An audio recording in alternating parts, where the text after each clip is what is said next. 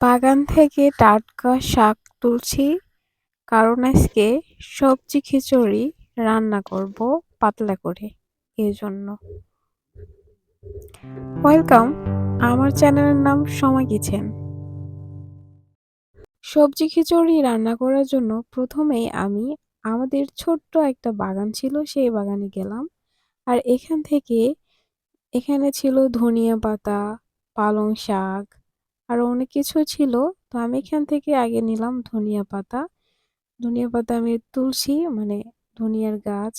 আর এগুলো হচ্ছে পালং শাক। তো আমি পালং শাকও তুলে নিলাম। শাকগুলো কিন্তু অনেক সুন্দর, একদম টাটকা, কোনো ভেজাল ছাড়া। তারপরে এখানে ছিল পুঁই শাক।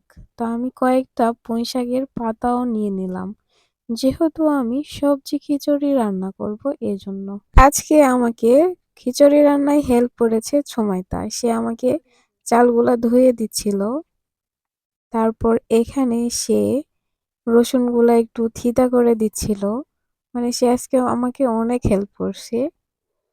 তারপরে এখানে আমি সবজি, এখানে গাজর, তারপরে শাক, এগুলো ভালো করে ধুয়ে তারপরে আমি কেটে নিয়েছি। পালং শাক ছিল, গাজর ছিল, ধনিয়া পাতা ছিল, আলু ছিল, এগুলো এভাবে কেটে নিয়েছি। তারপরে এখানে নিয়েছি কাঁচামরিচ, পেঁয়াজ, সাদা এলাচ, দারুচিনি, আর এখানে সয়াবিন তেল।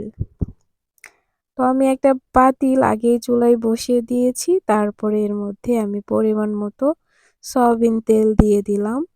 তারপরে আমি চালগুলা দিয়ে দিচ্ছি ওই তেলের মধ্যে, কারণ আমি চাল আর ডাল ২ টা একসাথে আমি ভেজে নেব।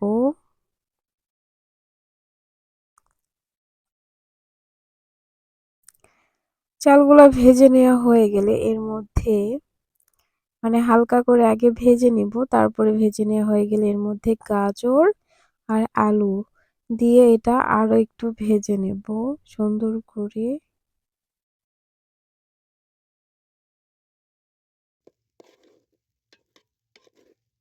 এভাবে ভেজে নেওয়া হয়ে গেলে এর মধ্যে পরিমাণ মতো পানি দিয়ে দিব।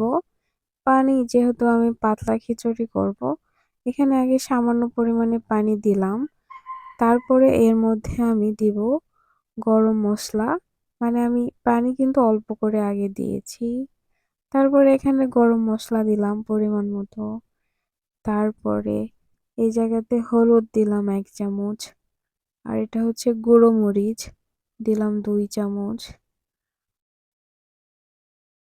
লবণ দিলাম ২ চামচ। ২ চামচ না ৩ চামচ। যাই হোক, পরিমাণ মতো আমি লবণ দিয়ে দিলাম এখানে। আর এই যে কাঁচা মরিচ, পেঁয়াজ, এগুলো কেটে রাখছিলাম সেগুলোও দিয়ে দিলাম। আর হচ্ছে সাদা এলাচ দিয়ে দিলাম। তারপর এটা ভালো করে নাড়াচাড়া দিয়ে, মানে ভালো করে একটু মিক্সড করে দিব এইটা। মিক্সড করা হয়ে গেলে এর মধ্যে আমি পরিমাণ মতো পানি দিয়ে দিব। মানে যেহেতু আমি পাতলা খিচুড়ি করব, তার আগে একটু তেল দিয়ে দিব। যেহেতু আমি এটা পাতলা খিচুড়ি করব, মানে সবজি খিচুড়ি, আর সবজি খিচুড়ি তো পাতলাই ভালো লাগে খেতে। এজন্য আমি এখানে একটু পানির পরিমাণটা একটু বেশি দিব। তার আগে আমি এটা ভালো করে মিক্সড করে নিচ্ছিলাম। আর ওই যে শাকগুলা ছিল, সেই শাকগুলো আমি এর মধ্যে দিয়ে দিব। শাকগুলো দেওয়া হলে তারপরে আমি আসলে এর মধ্যে পানি দিয়ে দিব। আগে আমি শাকগুলো দিয়ে দিচ্ছি, দিয়ে এটা একটু মিক্সড করে নিব ভালো করে।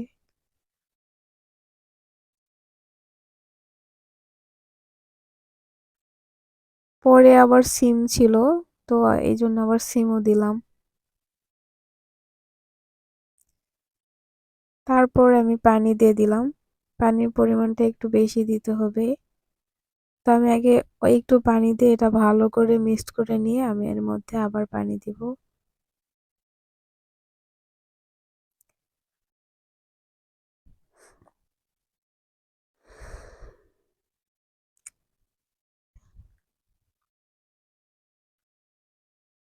তারপর এর মধ্যে দিব রসুন বাটা, আদা বাটা। মানে এটা বাটা বলতে থিতা করে রাখছিলাম এরকম। তো ওইটা দিয়ে দিলাম। পানি তো দিয়ে দিছি। এখন সবকিছুই দেয়া হইছে। এখন ঢাকনা দিয়ে ঢেকে দিব।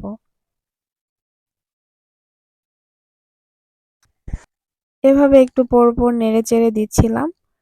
আর চালটা একটু মানে ফুটে গেলেই তো মোটামুটি খিচুড়িটা হয়ে যায়।